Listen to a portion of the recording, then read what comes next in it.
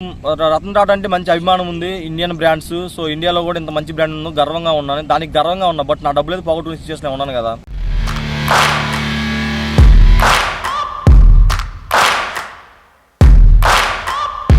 Hi friends, ఎలా ఉన్నారు? అందరూ బాగున్నారు, నేనైతే చాలా బాగున్నాను, మీరు కూడా చాలా బాగున్నారని కోరుకుంటున్నాను. ఇవాళ మన వీడియో ఏంటంటే, సో టాటాలో కొన్ని మైనస్లు అయితే ఉన్నాయి, అవి కానీ మార్చుకుంటే టాటా ఫస్ట్ ప్లేస్లోకి వెళ్తుంది. ఈ నెగిటివ్స్ కూడా చాలా మంది ఫేస్ చేసి ఉంటారు, కొన్నోళ్ళు, టాటా ఓనర్స్ మొత్తం. సో మీరు ఎవరైనా ఫేస్ చేస్తే కింద కామెంట్ చేసి నాకు చెప్పండి. సో మీరు ఇంకా బ్యాడ్ ఎక్స్పీరియన్స్ ఏమైనా ఉంటాయి కూడా కింద కామెంట్లో షేర్ చేసుకుంటే మిగతా టాటా ప్రొడక్ట్లు ఏమైనా కొనే వాళ్ళకి ఒక ఐడియా అయితే ఉంటుంది. సో మనం అయితే ఫస్ట్ వీడియో అయితే స్టార్ట్ చేద్దాం. సో ఫ్రెండ్స్, టాటాలో ఫస్ట్ వచ్చే మైనస్ ఏంటంటే, అందరూ ఎవరైనా టాటా ప్రొడక్ట్ కొనాలంటే ఫస్ట్ బ్రెయిన్లోకి వచ్చేది ఇంజిన్ నాయిస్ వచ్చిందని చెప్తారు. సో ఇంజిన్ నాయిస్ అనేది నాకు తెలిసి ఇప్పుడు బేసిక్స్లో కొంచెం తగ్గింది. సో అది కూడా మనం లైట్ మైండ్లో పెట్టుకోవాలి. మిగతా కంపెనీలో ఉన్న సాఫ్ట్ ఇంజిన్లో నుంచి కొంచెం సౌండ్ అనేది అంత స్మూత్గా రాదు, కొంచెం సౌండ్ అనేది కొంచెం తేడాగా ఉంటుంది. అండ్ సెకండ్ వచ్చేసరికి మీకు చూడండి, ఇక్కడ నాకు చిన్న డంటే పడింది, కానీ అప్పుడే రస్ట్ వచ్చింది. ఇది పడికి నెల కూడా కాలేదు, చిన్న డంట్లకే ఇలా రస్ట్ వస్తే ఇనుము చాలా చండాలంగా ఉంటుంది కదా. సో ఇది చూడు ఎంత రస్ట్ వచ్చిందో మొత్తం. సో ప్రతి టాటా ప్రొడక్ట్లో ఉండే మైనస్ పాయింట్ ఇది, అందరూ ఇదే ఫేస్ చేస్తారు. తొందరగా కారు రస్ట్ వస్తుంది మిగతా కారుతో పోల్చుకుంటే, ఎందుకో తెలియదు. అది ఒకటి మార్చుకుంటే చాలా బాగుంటుంది. అండ్ టాటా దగ్గరికి వచ్చేసరికి ఇంకా ఫిట్ అండ్ ఫినిషింగ్ చాలా మిగతా కార్లతో పోల్చినంత నీట్గా ఉండదు. ఫిట్ అండ్ ఫినిషింగ్ చాలా బాగోదన్నమాట. కొత్త కారుకి కూడా అన్ని చాలా తేడాగా ఉంటాయి. నా కారుకి కూడా ఫస్ట్లో ఇక్కడ గ్యాపులు కొంచెం ఇటువైపుకి ఇక్కడికి, కింద ఇక్కడ బంపర్ దగ్గర ఇక్కడికి కొంచెం లైట్ దగ్గర ఇక్కడ గ్యాపులు, ఇవన్నీ చాలా అంటే అంత పర్ఫెక్ట్గా ఉండవు అనమాట. మిగతా కార్లతో, మిగతా కంపెనీ వాళ్ళతో పోల్చుకుంటే ఈ కొంచెం గ్యాప్ లేకుండా ఉంటే ఇంకా బాగుంటుంది నీట్గా చూడటానికి. అన్ని చూడటానికి ఏదో పాత కారుకి ఉన్నట్టు ఉంటుంది అనమాట ఈ గ్యాపులు ఇవన్నీ. సో ఫిట్ అండ్ ఫినిషింగ్ సరిగా ఉంటుంది. మీకు లోపల కూడా చూపిస్తాను ఇంకా దరిద్రంగా ఎంత దరిద్రంగా ఉంటుందో. ఈ కార్కి రూఫ్ ఉంది కదా, ఇక్కడ చూడండి ఎంత గ్యాప్ ఉందో, చెయ్యి వెళ్ళిపోతుంది లోపలికి. ఎంత గ్యాప్ ఉంది ఇక్కడ, లోపలికి వెళ్ళిపోతుంది ఇలాగా. ఇది అసలు పాత కారు కొత్త కారు అన్నట్టుంది అనమాట. ఇది ఇవన్నీ మార్చుకోవాలి బేసిక్గా. ఈ ఫిట్ అండ్ ఫినిషింగ్ అంతా చాలా నీట్గా చేయాలి.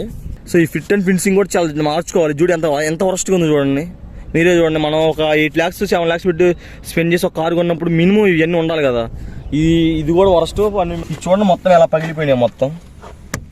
కనీసం కారు కొని 1.5 years దీని మీద బరువు పెట్టింది కూడా ఏం లేదు మేము, అసలు దీని మీద ఏం పెట్టాం. మొదలు దానికి ఆటోమేటిక్గా ఇటువైపు అలాగే అయింది, ఇటువైపు చూడండి ఎలా అయిపోయింది మొత్తం. చిన్న క్లాంపులు ఫిట్టింగే అయ్యి వరస్ట్గా అనమాట. మనం చెప్పినా కూడా వాళ్ళు అసలు పట్టించుకొని చావరు, దరిద్రం సర్వీస్ సెంటర్లో.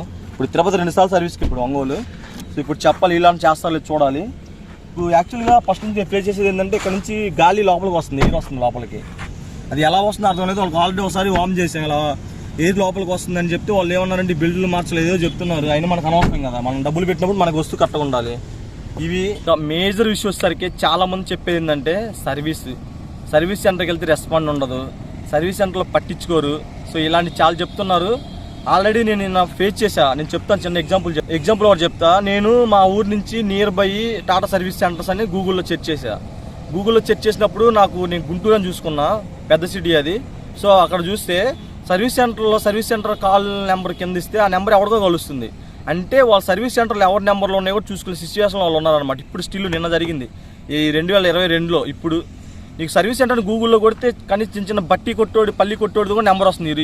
నిన్న మొన్న ఇంకా వాళ్ళ సర్వీస్ సెంటర్లో నెంబర్లు వెళ్తున్నాయి వాడికే తెలియట్లా, అంత దారుణ సిచ్యువేషన్లో ఉన్నారనమాట. తర్వాత నేను ఒంగోలు కొట్టా. ఒంగోలు సర్వీస్ సెంటర్ని కొడితే అది పోయి నెల్లూరు కలిసింది. ఒంగోలుకి నెల్లూరుకి మధ్య డిస్టెన్స్ 60-70 kilometers ఉంది. వాళ్ళకి వెళ్ళింది కాల్. వాళ్ళు మళ్ళీ మాకు లోకల్ నెంబర్ ఇచ్చి మళ్ళీ ఫాలోఅప్ చేస్తే అది పొజిషన్ ఫాలోఅప్ చేశారు, బాగానే ఉంది.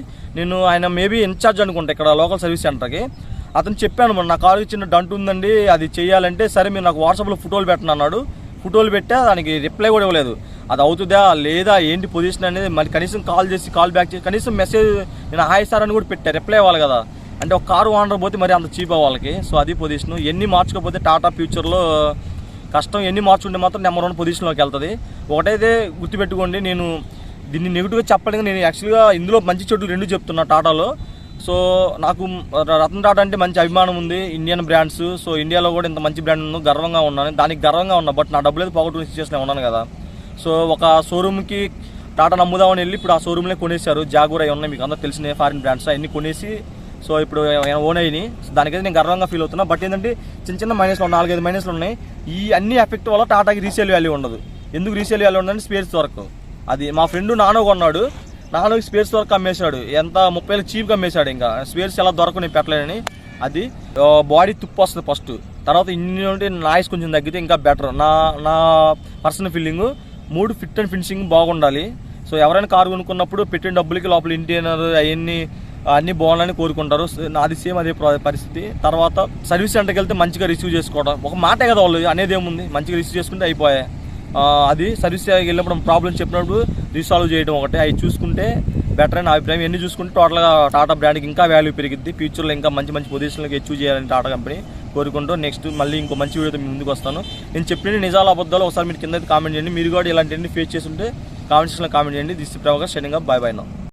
I see the aimless, I don't wanna be one of the nameless. I'ma wake up with the mindset that one day I'm gonna make it. And I don't think I'll be fine if I don't break my limitations. Don't try to stop me, I exist